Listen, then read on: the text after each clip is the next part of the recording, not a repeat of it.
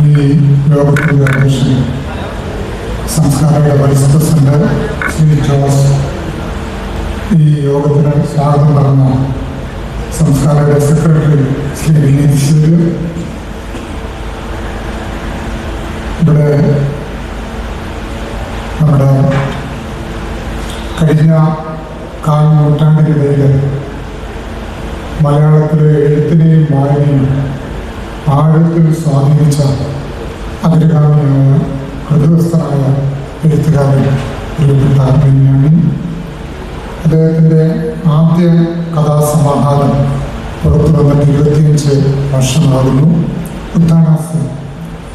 അതിനുശേഷം ധാരാളം ചെറുകഥാ സമാഹാരങ്ങൾ ഇവിടെ പരാമർശിക്കപ്പെട്ട പോലെ ധാരാളം ആടുജീവിതം ഉൾപ്പെടെ അക്കപ്പോരിൻ്റെ 20 നസ്രാണി വർഷങ്ങൾ, നാന്തലിലെ 20 കമ്മ്യൂണിസ്റ്റ് വർഷങ്ങൾ തുടങ്ങി ഏറ്റവും അവസാനത്തെ മൽബരി എന്നോട് ഇതിൻ്റെ സ്വാധീനത്തെക്കുറിച്ച് സംസാരിക്കുന്നു തുടങ്ങിയ നോവലുകൾ, തിരുപ്രമുഖമുള്ള നഗരം, മാർക്കീസില്ലാത്ത മാക്കുണ്ട തുടങ്ങിയ യാത്രാവിവരണങ്ങൾ, മറ്റ് പുസ്തകങ്ങൾ, അങ്ങനെ ഏതാണ്ട് 37 പുസ്തകങ്ങൾ രചിച്ച, നമ്മെ ആനന്ദിപ്പിക്കുകയും ആഹ്ലാദിപ്പിക്കുകയും നമ്മളെ ചിന്തിപ്പിക്കുകയും നമ്മെ ദുഃഖിപ്പിക്കുകയും കരയിപ്പിക്കുകയും ഒക്കെ ചെയ്ത 37-ലധികം രചനകളുടെ അത് എഴുതിയ കൈകൾ കൊണ്ടാണ് ഈ പുരസ്കാരം ഇവിടെ സമ്മാനിക്കപ്പെട്ടത്.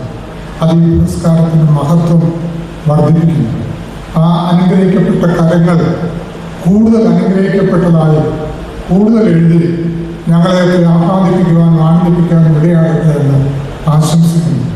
ആ ധന്യമായ കരങ്ങൾ കൊണ്ട് പുരസ്കാരം ഏറ്റുവാങ്ങിയ ഞാനും സാക്ഷികളായ ഓരോരുത്തരും ഈ ചടങ്ങും ഈ നിമിഷവും അനുഗ്രഹിക്കപ്പെട്ടതായി കരുതുന്നു.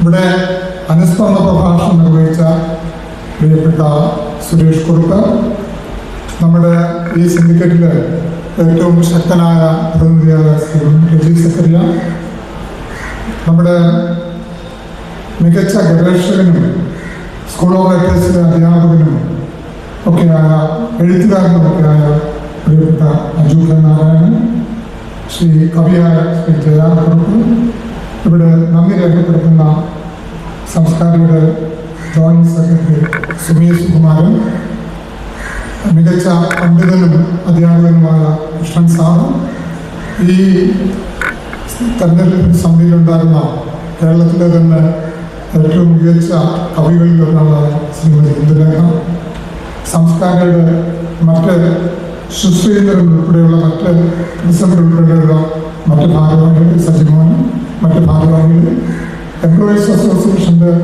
പ്രസിഡന്റ് രാജേഷ്, സെക്രട്ടറി സുരേഷ്, മറ്റ് ഭാരവാഹികൾ, ജോസഫ് ഉൾപ്പെടെയുള്ള മറ്റ് ഭാരവാഹികൾ, ഈ അവാർഡ്, ഈ പുരസ്കാരം ഇവിടെ ഏർപ്പെടുത്തുമ്പോൾ, അന്ന് 2000 ഇത് ഏർപ്പെടുത്തുമ്പോൾ അന്ന് സംസ്കാരയുടെ സെക്രട്ടറി, പിന്നീട് എംപ്ലോയീസ് അസോസിയേഷൻ്റെ നേതാവും ഇപ്പോഴും അടുത്തൂർ പറ്റിയുള്ള നേതാവുമായ ശ്രീ സുകുമാരൻ, സംസ്കാരയുടെ മുൻ ഭാരവാഹികൾ, പ്രിയപ്പെട്ടവർ, ബഹുമാനർ.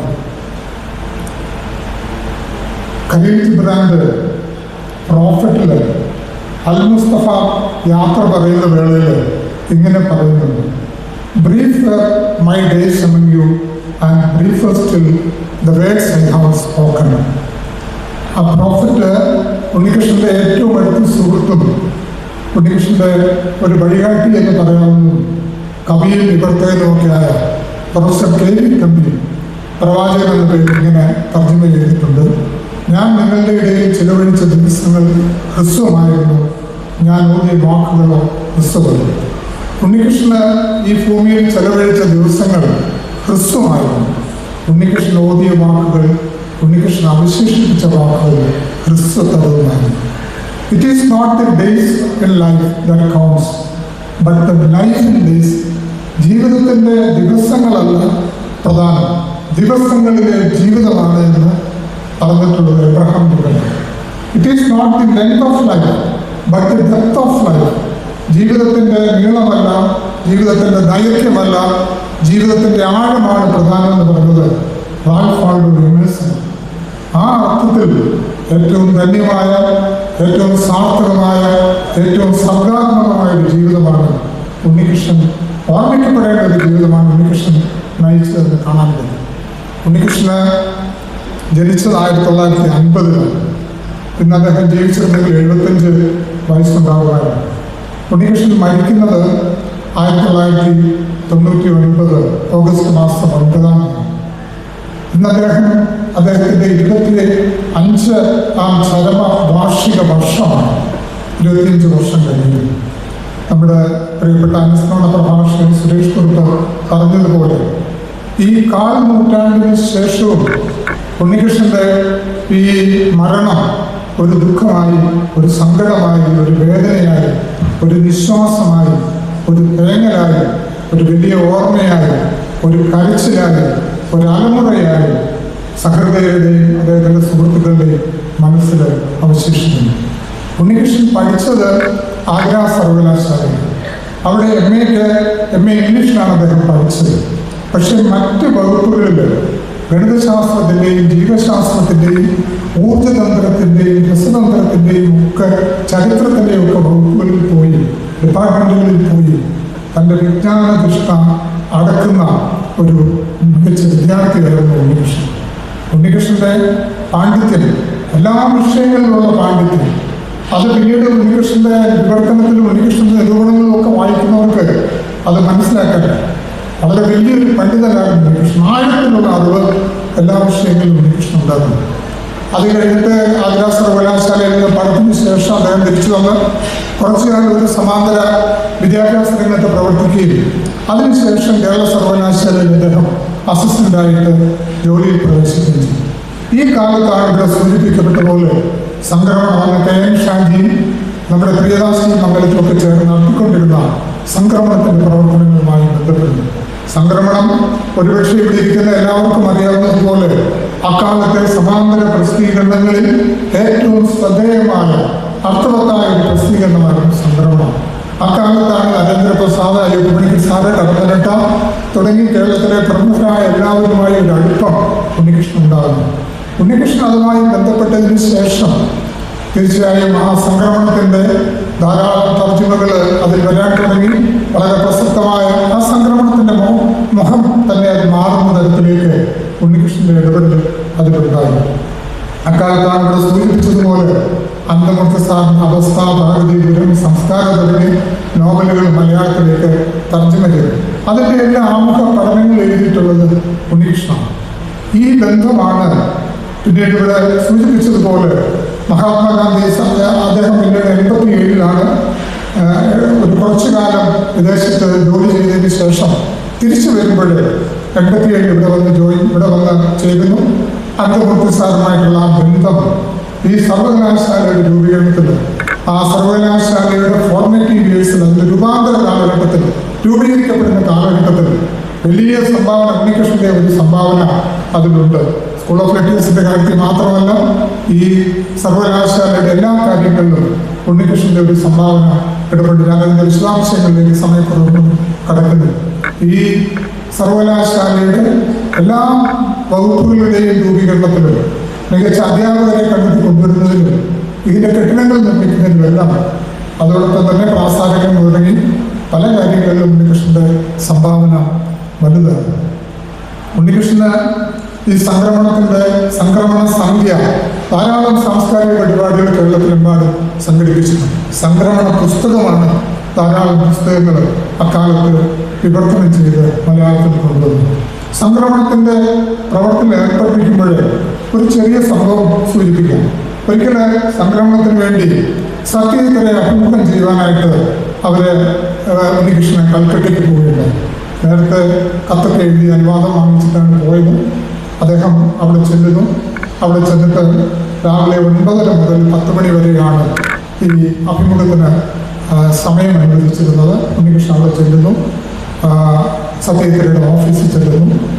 അദ്ദേഹത്തിൻ്റെ സെക്രട്ടറിയോട് ഇങ്ങനെ അഭിമുഖത്തിൻ്റെ കാര്യം പറഞ്ഞു. അപ്പോൾ സെക്രട്ടറി ഡയറി നോക്കിയപ്പോൾ 9:30 മറ്റെന്തോ പരിപാടിയാണ് എഴുതി വെച്ചിരിക്കുന്നത്.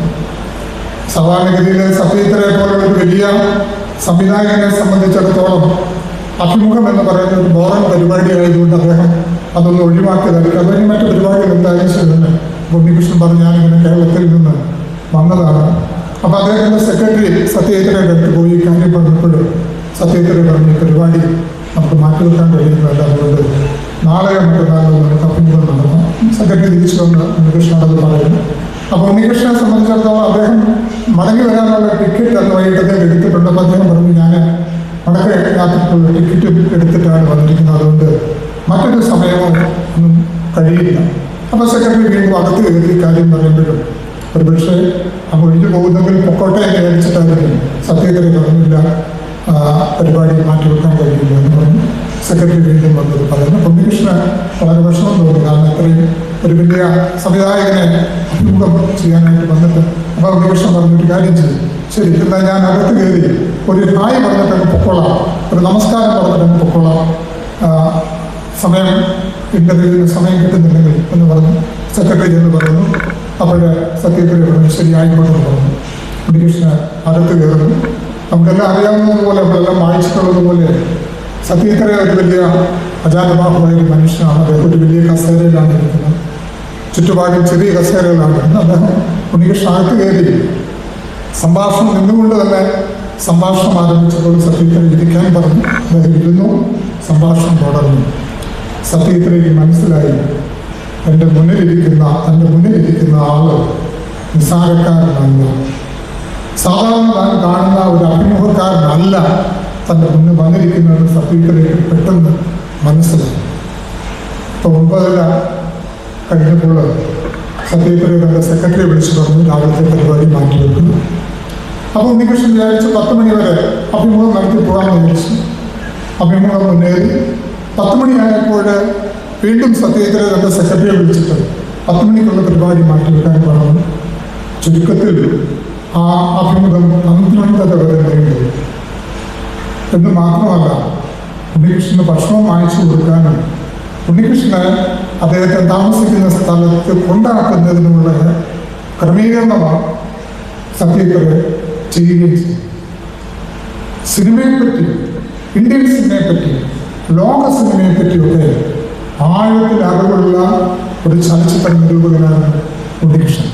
ഞാൻ നേരത്തെ സൂചിപ്പിച്ചതുപോലെ ചലച്ചിത്രത്തെപ്പറ്റി മാത്രമല്ല, എല്ലാ വിഷയങ്ങളിലും വളരെ ആഴത്തിലുള്ള അറിവുള്ള വ്യക്തിയായിരുന്നു ഉണ്ണികൃഷ്ണൻ. ഇവിടെ നമ്മൾ പലരും സൂചിപ്പിച്ചതുപോലെ ഒരു വിവർത്തകൻ എന്നുള്ള നിലയിലാണ് ഉണ്ണികൃഷ്ണൻ ഓർമ്മിക്കപ്പെടുക എന്ന് പറഞ്ഞു.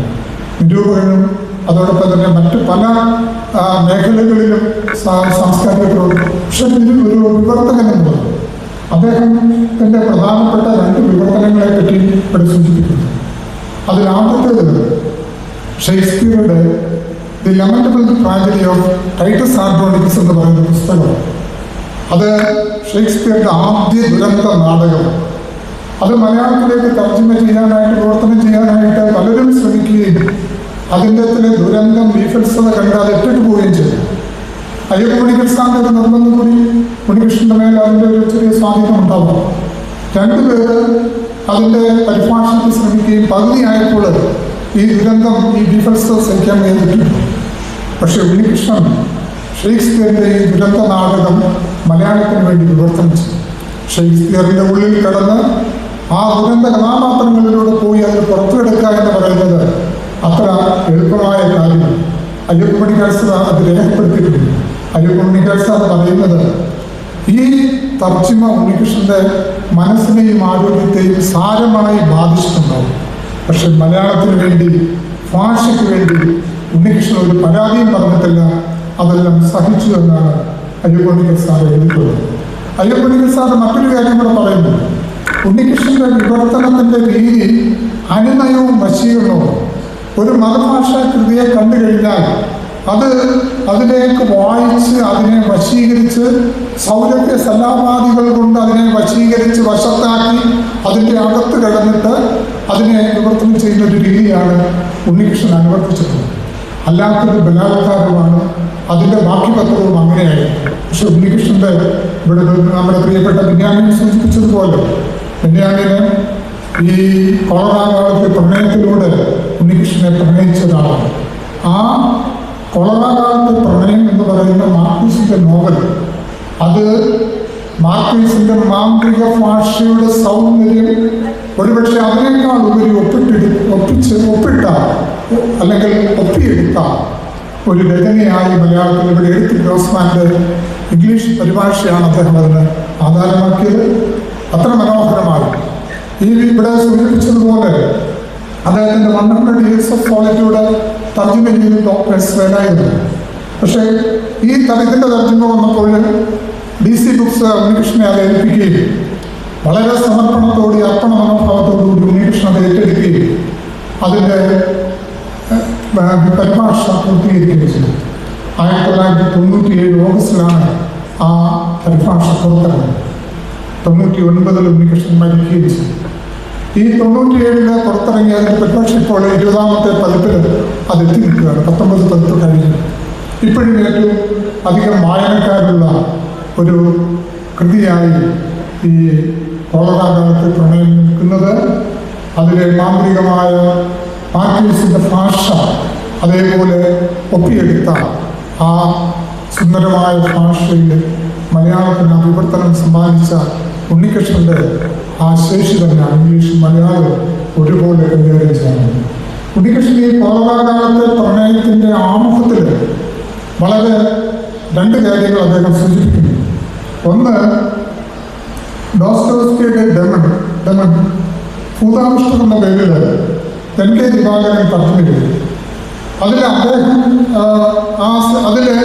ആ വിവർത്തനത്തിന് അദ്ദേഹം കൈക്കൊണ്ടിട്ടുള്ള നിലപാട് സിദ്ധാന്തം പദാനുപദ വിവർത്തനത്തിനോ ആശയ വിവർത്തനത്തിനല്ല അദ്ദേഹം അതിൽ ശ്രമിച്ചിട്ടുണ്ട്.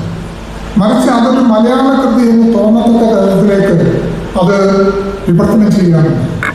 എന്നാൽ ആട്ടൂർ രവിവർമ്മ JJ ചില കുറിപ്പുകൾ എന്ന് പറയുന്ന അത് തർജ്ജമ ചെയ്തപ്പോൾ ആട്ടൂർ രവിവർമ്മ സാറ് പറഞ്ഞിട്ടുള്ളത്, ഇത് സുന്ദരദാസൻ രാമസ്വാമിയുടെ അത് തർജ്ജമ ചെയ്ത് പറഞ്ഞിട്ടുള്ളത്, ഞാനിത് വിവർത്തനം ചെയ്യുമ്പോൾ ഇതൊരു മലയാള കൃതിയായിട്ട് തോന്നാതിരിക്കാൻ ഇതൊരു മറുഭാഷാ കൃതിയാണെന്നുള്ള തോന്നൽ, അതിൻ്റെ സംസ്കാരം അതിൻ്റെ ഭാഗമാണ്. അങ്ങനെയാണ് അതിനെ ഉണ്ണികൃഷ്ണൻ്റെ ആമുഖത്തിൽ പറയുന്നത്. ഈ 2 സിദ്ധാന്തങ്ങളും ഞാൻ ഇതിൻ്റെ തർജ്ജമയിൽ ഉപയോഗിച്ചിട്ടുണ്ടായിരുന്നു. ഒന്ന്, മലയാളത്തിൽ നിലനിന്ന പദങ്ങൾ കണ്ടെത്താനും കേവലം ആശയവിവർത്തനത്തിനപ്പുറത്ത് അതിനെ കാണാനും, എന്നാൽ ചിലയെടുത്ത് ഇത് ഒരു മറുഭാഷാ കൃതിയാണ്, അതിൻ്റെ സംസ്കാരം അതിൽ ഒന്നിച്ചേർന്നതാണ്, അതിലടങ്ങിയിട്ടുള്ളതാണ് എന്നുള്ള നിലയിൽ ഇത് 2ഉം കൂടി ചേർത്തുള്ള ഒരു വിവർത്തനമാണ് അത് നിർവഹിച്ചിട്ടുള്ളത് എന്ന് ഉണ്ണികൃഷ്ണൻ പറഞ്ഞിട്ടുണ്ട്. ഉണ്ണികൃഷ്ണൻ്റെ നിരൂപണങ്ങൾ വളരെ ശ്രദ്ധേയമായ നിരൂപണങ്ങൾ. ആ നിരൂപണങ്ങളെ സംബന്ധിച്ച് നമ്മുടെ സാഹിത്യ രംഗത്തുള്ളവരൊക്കെ വേണ്ടത്ര ഗൗരവത്തോടെ പഠിച്ചിട്ടുണ്ടോയെന്ന് സംശയം. 2 നിരൂപണങ്ങളെ കുറിച്ച് മാത്രം സമയക്കുറവ് മൂലം സൂചിപ്പിച്ച് ഞാൻ അവസാനിപ്പിക്കാം. ഒന്ന്, വിനയേന്ദ്രൻ സാറിൻ്റെ വീട്ടിലേക്കുള്ള വഴി എന്ന് പറയുന്ന അതിനെ ശിവനടനത്തിൻ്റെ വാഗർത്ത ദീപ്തി എന്ന് പറയുന്ന ഒരു പഠനം, ആമുഖ പഠനം അദ്ദേഹം എഴുതി. വളരെ ശ്രദ്ധേയമായ ഒരു പഠനമാണ്. മലയാള ഭാഷയിലെ ആമുഖ പഠനങ്ങളിൽ ഏറ്റവും ശ്രദ്ധേയമായ പഠനങ്ങളിൽ ഒന്നാണ്. മലയാള ഭാഷ പഠിക്കുന്നവരൊക്കെ അതിന് വാങ്ങിക്കേണ്ടത്. ഉണ്ണികൃഷ്ണൻ ഞാൻ നേരത്തെ സൂചിപ്പിച്ചുകൊണ്ട് വലിയ പണ്ഡിതൻ. അദ്ദേഹത്തിൻ്റെ നിരൂപണങ്ങളിൽ ഈ പാണ്ഡിത്യത്തിൻ്റെ ഒരു നിദർശനം നമുക്ക് കാണാൻ കഴിയും. പക്ഷെ ഇതിനെയെല്ലാം സമഞ്ജസമായി സമ്മേളിപ്പിച്ചുകൊണ്ട് കേവലം പാണ്ഡിത്യ പ്രകടനത്തിന് മാത്രമല്ല, ആ കവിതയുടെ ഉള്ളിലേക്ക് കടന്ന് അതിനെ അനുവാചകന് കൂടുതൽ ആസ്വാദികരമാക്കി തീർക്കുന്നതിനുള്ള അതിൻ്റെ കാണാപ്പുറങ്ങൾ അവതരിപ്പിക്കുന്ന തരത്തിലുള്ള പഠനങ്ങളാണ്. വളരെ നീണ്ടൊരു പഠനം. ഉണ്ണികൃഷ്ണൻ തൻ്റെ കവിതയെക്കുറിച്ചുള്ള കാഴ്ചപ്പാടുകളൊക്കെ അതിൽ അവതരിപ്പിക്കുന്നു. മഹാപ്രസ്ഥാനമാണ് ഭാരതീയ കവിത എന്നാണ് അദ്ദേഹം പറയുന്നത്. മഹാപുരുഷ സംക്രമങ്ങളിൽ ഒരു കാവലാളെ പോലെ, ഒരു ധർമ്മദേവനെ പോലെ ഈ യുഗസംക്രമങ്ങളെ മുന്നോട്ട് നയിക്കുന്ന മഹാപ്രസ്ഥാനമാണ്, പ്രതിഭാസമാണ് കവിത എന്നാണ് അദ്ദേഹം പറയുന്നത്. അത് നമ്മുടെ അതിനിടയ്ക്ക് തന്നെ അദ്ദേഹം വിനയേന്ദ്രൻ്റെ കവിതയെപ്പറ്റി പറയുന്നത്, വിനയേന്ദ്രൻ്റെ കവിത പൗരസ്ത്യമായ ഒരു ആചാര കർമ്മമാണ്. അതിൽ വായിക്കുന്നവനൊരിക്കൽ ഒന്നുകിൽ ഒരു മന്ത്രവാദിയായിത്തീരും അല്ലെങ്കിൽ ഒരു വ്യക്തിക്കായിത്തീരുമെന്നാണ് പറയുന്നത്. ഈ നമ്മളുടെ ശാസ്ത്ര വിഷയങ്ങളിൽ മാത്രമല്ല, ഭാരതത്തിൻ്റെ ഈടുമായ പുരാണങ്ങളിലെ ഉപനിഷത്തുകളിലെ ഒക്കെ തന്നെ വളരെ വേദങ്ങളിലൊക്കെ തന്നെ വളരെ അറിവുള്ള നിരൂപകനായിരുന്നു മനുഷ്യൻ. വിനയേന്ദ്രൻ്റെ കവിതകളിൽ അതൊക്കെ നമുക്ക് വായിച്ചെടുക്കാൻ കഴിയും. അതിനെ എല്ലാം നിരൂപണം ചെയ്ത് പഠനാർഹമായ ഒരു കുറിപ്പ് തയ്യാറാക്കണമെങ്കിൽ വളരെ ഉണ്ണികൃഷ്ണനെ പോലെയുള്ള വളരെ ആഴത്തിൽ അതുപോലെ ഒരാൾക്ക് മാത്രമേ കഴിയും. അത് വളരെ ഭംഗിയായി അദ്ദേഹം നിർവഹിച്ചു. അതിൻ്റെ അവസാനം, ആ പഠനത്തിൻ്റെ അവസാനം ഉണ്ണികൃഷ്ണൻ എഴുതിയിരിക്കുന്നത് ഇങ്ങനെയാണ്: ഈ കവിതകളിലൂടെ നാം സുനശേഷന്റെ യുഗത്തിലും നചികേതസിന്റെ കൗമാരത്തിലും അതിലൂടെ വീട്ടിലേക്കുള്ള വഴിയിലും എത്തിച്ചേരുന്നതാണ്. പുരാണിക എൻസൈക്ലോപീഡിയയിൽ നിഘണ്ടുക്കളും ഒന്നുമില്ലാതെ അത് മൊത്തം വായിച്ചു തീർക്കാൻ കഴിയില്ല എന്നുള്ളതാണ്. നചികേതസ് നമുക്കറിയാവുന്ന പോലെ കടോപനിഷത്തിലും തൈത്തിരിയോപനിഷത്തിലും ഒക്കെ പറയുന്ന ഒരു കഥാപാത്രമാണ്. യമനോടടുത്ത് പോയി യമനോട് തർക്കിച്ച് ആത്മജ്ഞാനം നേടി തിരിച്ചു വന്ന കൗമാരക്കാരനാണ് നചികേതസ്. ആ നചികേതസിന്റെ കൗമാരത്തിലേക്കും സുനശേഷന്റെ യുഗം എന്ന് പറയുന്നത് ബലിമൃഗത്തെ കെട്ടിയിടുന്ന കുറ്റിയാണ്. ഈ സുനശേഷൻ എന്ന് പറയുന്ന ഒരു ബ്രാഹ്മണ ബാലനാണ്. ഈ ബാലനെ പിന്നെ ഒരു മഹർഷി രക്ഷപ്പെടും. ആ യുഗത്തിലും അതുവഴി വീട്ടിലേക്കുള്ള വഴിയിൽ എത്തിച്ചേരുന്നു എന്നാണ് ഉണ്ണികൃഷ്ണൻ അതിൽ പറഞ്ഞ് അവസാനിപ്പിക്കുന്നത്. എത്ര വളരെ അർത്ഥവത്തായ വരികളിലൂടെ ഒരു കവിതാ പുസ്തകത്തെ അവതരിപ്പിക്കും. മറ്റൊരു നിരൂപണം, ശ്രദ്ധേയമായ നിരൂപണം നെല്ലിക്കൽ മുരളീധരൻ്റെ ചിതകിടക്കുന്ന പക്ഷി എന്ന കാവ്യസമാഹാരത്തിന് എഴുതിയ നിത്യജീവന്റെ മർമ്മമാല്യം എന്ന് പറയുന്ന ഒരു പഠനമാണ്. ഞാൻ സമയക്കുറവ് പോലും അതിനകത്തേക്ക് പോകുന്നില്ല. പക്ഷെ അതിൽ അദ്ദേഹം ശ്രദ്ധേയമായ ഒരു നിരീക്ഷണം നടത്തുന്നുണ്ട്. കവി സഞ്ജയൻ നമുക്കെല്ലാം അറിയാവുന്നതുപോലെ കുരുവംശ രാജാവായ ധൃതരാഷ്ട്രരുടെ മന്ത്രിയാണ്. ധൃതരാഷ്ട്രം അന്ധനാണെന്ന് എല്ലാവർക്കും അറിയാം. അന്ധനായ ധൃതരാഷ്ട്രർക്ക് ഈ യുദ്ധക്കളത്തിൽ നടക്കുന്ന എല്ലാ കാര്യങ്ങളും മനസ്സിലാക്കുന്നത് സഞ്ജയനാണ്. അല്ലെങ്കിൽ സഞ്ജയനിലൂടെയാണ് അന്ധനായ ധൃതരാഷ്ട്രമെല്ലാം കണ്ടിരുന്നത്. മഹാനായ വേദവ്യാസൻ ഈ കഴിവ് ധൃതരാഷ്ട്രർക്ക് കൊടുക്കാമെന്ന് പറഞ്ഞപ്പോൾ ധൃതരാഷ്ട്രം പറഞ്ഞു വേണ്ട, അത് സഞ്ജയന് കൊടുക്കാം. സഞ്ജയന്റെ പ്രത്യേകത അദ്ദേഹത്തിന് വിശപ്പും ദാഹവും അറിയത്തില്ല. പകലും രാത്രിയുമില്ല, ഉറക്കമില്ല. ഈ യുദ്ധക്കളത്തിൽ നിൽക്കുമ്പോൾ ഒരു ശസ്ത്രങ്ങളും ഒരു ആയുധങ്ങളും അദ്ദേഹത്തിന് ഏൽക്കുകയില്ല. അദ്ദേഹത്തിൻ്റെ മുൻവശത്ത് മാത്രമല്ല, അദ്ദേഹത്തിന് ഇരുവശങ്ങളിലേക്കും കാണാം, പുറകിലേക്കും കാണാം. അത് മാത്രമല്ല, ഈ ശത്രു സൈന്യത്തിൻ്റെ പോരാളികൾ എന്താണ് ചിന്തിക്കുന്നത്, ഭാവിയിൽ എന്ത് ചിന്തിക്കാൻ സാധ്യതയുണ്ട് എന്നവരെ വർത്തമാനവും ഭാവിയും അറിയാവുന്ന ഒരാളാണ് സഞ്ജയൻ. കവി സഞ്ജയനാണ്, എഴുത്തുകാരെല്ലാം സഞ്ജയനാണ്. ബെന്യാമിനൊരു സഞ്ജയനാണ്, ഉണ്ണികൃഷ്ണൻ ഒരു സഞ്ജയനായിരുന്നു. ഉണ്ണികൃഷ്ണന്റെ ഈ നിരൂപണവും വിതർക്കണവും മാത്രമല്ല, ഉണ്ണികൃഷ്ണന്റെ അറിയപ്പെടാത്ത ഒരു മുഖം കൂടി സൂചിപ്പിച്ച് ഞാൻ നിർത്താം. ഉണ്ണികൃഷ്ണൻ ഒരു നല്ല കവിയായിരുന്നു. ഉണ്ണികൃഷ്ണന്റെ അനേകം ഒരുപക്ഷെ പല കവിതകളും ഉണ്ണികൃഷ്ണൻ എഴുതിയിട്ടുണ്ടാകും. ഉണ്ണികൃഷ്ണൻ എഴുതിയ കവിതകൾ അയ്യപ്പ പണിക്കർസാറിന്റെ കേരള കവിതയിൽ കൊടുത്താൽ ഉടൻ തന്നെ അച്ചടിച്ച് പ്രസിദ്ധീകരിക്കാൻ കഴിയുമല്ലോ. അതല്ലെന്നുണ്ടെങ്കിൽ സംക്രമണത്തിൽ തന്നെ പ്രസിദ്ധീകരിക്കും. പക്ഷെ ഉണ്ണികൃഷ്ണൻ അതിനൊന്നും നിന്നില്ല. ഇവിടെ സൂചിപ്പിച്ചതുപോലെ ഏറ്റവും നിഷ്കളങ്കനായ ഒരു മനുഷ്യൻ, മറ്റുള്ളവരെ മുന്നോട്ട് കയറ്റി നിർത്തിയിട്ട് സ്വയം പുറകിലോട്ട് വലിഞ്ഞു നിൽക്കുന്ന ഒരു മനുഷ്യനായിരുന്നു ഉണ്ണികൃഷ്ണൻ. വ്യക്തി ജീവിതത്തിലെ ഏറ്റവും നിഷ്കളങ്കമായ സൽഗുണസമ്പൂർണ്ണ, ആരോടും പരിഭവമില്ലാതെ, ആരോടും പരാതിയില്ലാതെ എല്ലാം അടങ്ങി ജീവിക്കുന്ന ഒരു സൽഗുണസമ്പന്നനായ മനുഷ്യനായിരുന്നു ഉണ്ണികൃഷ്ണൻ. അദ്ദേഹത്തിന് ഒരുപക്ഷെ നേരത്തെ തന്നെ ശ്രദ്ധിച്ചിരുന്നെങ്കിൽ കേരളത്തിലെ എത്രയോ കാര്യങ്ങളിൽ അദ്ദേഹത്തിന് മുൻപിൽ വരാൻ കഴിയുമായിരുന്നു. പക്ഷെ അദ്ദേഹത്തിൻ്റെ ചെറിയ അലസതയിൽ പിന്നീടാണ് അദ്ദേഹം സജീവമായിട്ട് വന്നപ്പോഴാണ് ഈ 49ാമത്തെ വയസ്സിൽ മലയാളത്തിന് അദ്ദേഹത്തെ സുഹൃത്തുക്കൾക്കും അദ്ദേഹത്തെ നഷ്ടപ്പെടുന്നത്. അദ്ദേഹം എഴുതിയ ഒരു കവിത ഹീനയാനം എന്നാണ് ആ കവിതയുടെ പേര്.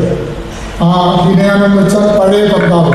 ഇത് ഈ കവിതയിൽ ഈ ഉണ്ണികൃഷ്ണന്റെ ആ കവിത വായിച്ച് മനസ്സിലാക്കണമെങ്കിൽ നമ്മുടെ മുന്നിൽ ഈ പുരാണിക് എൻസൈക്ലോപീഡിയ നല്ലൊരു നിഘണ്ടുവൊക്കെ വേണം. പക്ഷെ അത് ആ കവിതയുടെ മഹത്വത്തെ ഒട്ടും കുറയ്ക്കുന്നില്ല എന്ന് നമുക്ക് ആ കവിത വായിക്കുമ്പോൾ നമുക്ക് മനസ്സിലാക്കുന്നത്.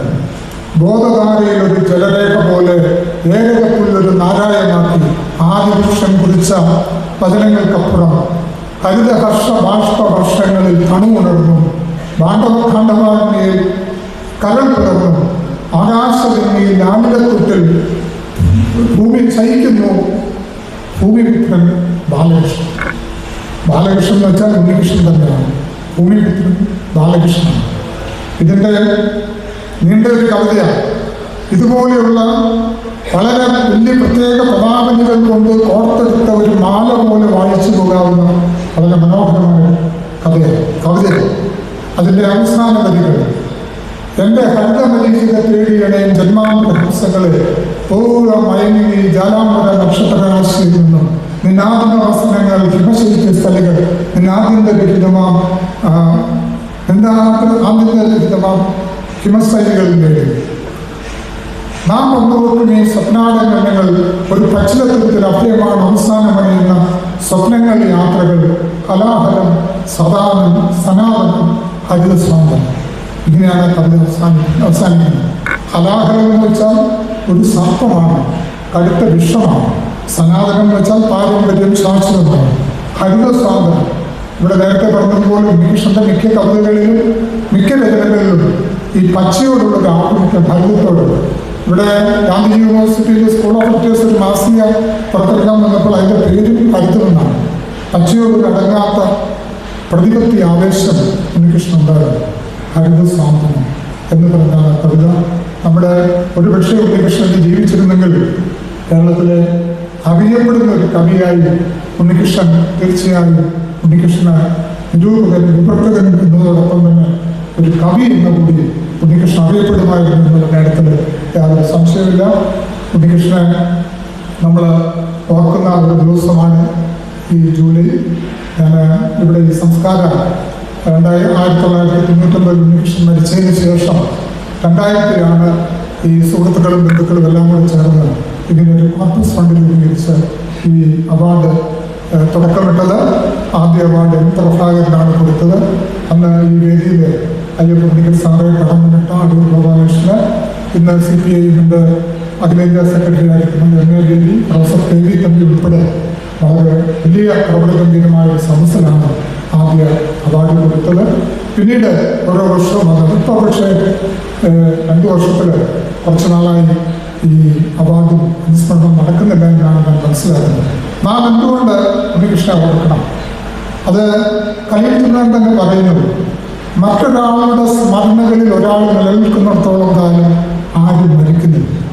നമ്മുടെ സ്മരണകളിൽ ഉണ്ണികൃഷ്ണൻ നിലനിൽക്കുന്നിടത്തോളം കാലം ഉണ്ണികൃഷ്ണൻ മരണമില്ല.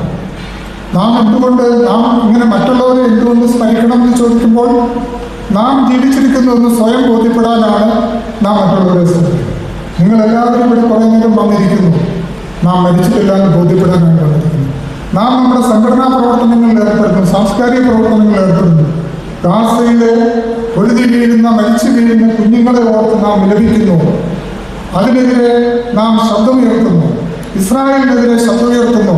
അതിന് കാരണക്കാരനായ അമേരിക്കയ്ക്കെതിരെ ശബ്ദമുയർത്തുമ്പോഴൊക്കെ നാം സ്വയം പ്രഖ്യാപിക്കുകയാണ് നാം ജീവിച്ചിരിക്കുന്നത്. അങ്ങനെ ഒരു പ്രഖ്യാപനമാണ് ഉണ്ണികൃഷ്ണനെ സ്മരിക്കുന്നതിലൂടെ, മഹത്തായ മനുഷ്യരെയൊക്കെ സ്മരിക്കുന്നതിലൂടെ നാം ചെയ്യുന്നത്. അതുകൊണ്ട് ഉണ്ണികൃഷ്ണനെ നാം എല്ലാ വർഷവും ഓർക്കണം. ഈ കഴിഞ്ഞ 2-3 വർഷങ്ങളിലുണ്ടായ ആ കുറവ് നമുക്ക് പരിഹരിച്ചുകൊണ്ട് വരും വർഷങ്ങളിൽ ഈ എല്ലാ വർഷവും കൃത്യമായി ഈ അനുസ്മരണം നമുക്ക് നടത്താൻ കഴിയണം. ഞാൻ ഈ ഇപ്പോഴത്തെ കൂടെ എത്ര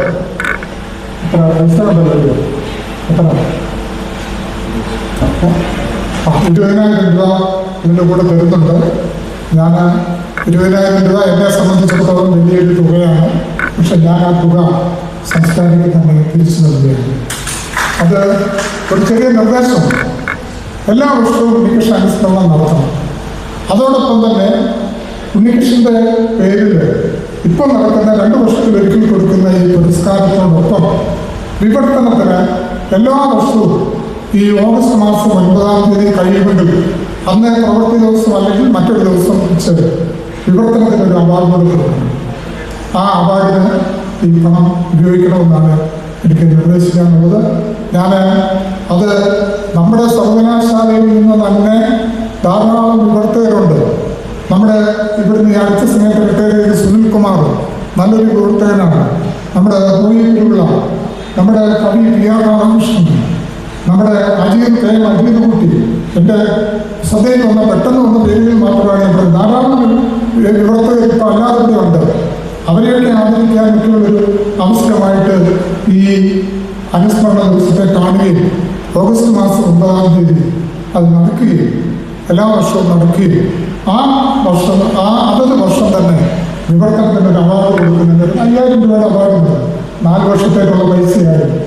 ബാക്കി ബാലേന്ദ്രനും ഉണ്ണികൃഷ്ണന്റെ ബന്ധുക്കളും അശ്വതിയുണ്ട്, ഇവിടെ ഉണ്ണികൃഷ്ണന്റെ മകനുണ്ട്. അവരെല്ലാം അതിന് ബാക്കി വർഷങ്ങളിലേക്ക് അവാർഡ് കൊടുക്കാനുള്ള പണം തരും.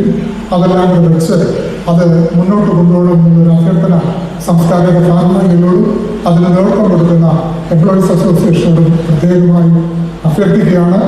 ഈ ചടങ്ങിൽ ഈ ഉണ്ണികൃഷ്ണന്റെ ഈ 25-ാം വർഷം ഈ പുരസ്കാരം പുനരാരംഭിക്കുന്നതിന് വേണ്ടി ഞാൻ ഈ പുരസ്കാരം ചോദിച്ച് അതിനെ സംബന്ധിച്ച് സംസാരിക്കുകയും അത് നിർവഹിച്ചതാണ്, നടത്തിയതാണ്.